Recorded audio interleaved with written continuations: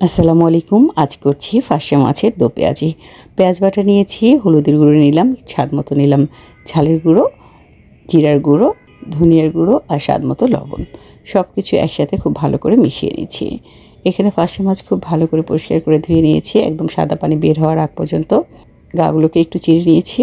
এর ভেতরে দিয়ে দিচ্ছি হলুদের গুঁড়ো, লাল মরিচের গুঁড়ো আর লবণ। সব কিছু খুব ভালো করে হাত দিয়ে মেখে নিচ্ছি।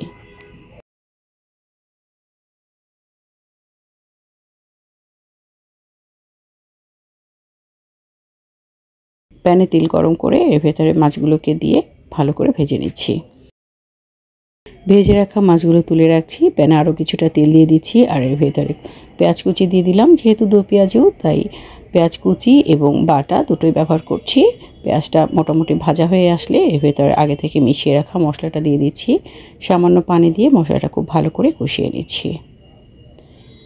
এবার আরও কিছুটা পানি দিয়ে দিচ্ছি আর তার ভেতরে ভেজে রাখা মাছগুলো দিয়ে দিচ্ছি কাঁচামরিচ আর কয়েক টুকরো টমেটো।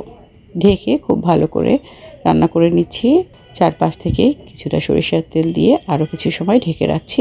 একদম শেষে দিয়ে দিচ্ছি ধনিয়া পাতা কুচি। 3-4 মিনিট রেখে নামিয়ে পরিবেশন করছি। দারুণ মজা ফার্সে মাছের দো পেঁয়াজু।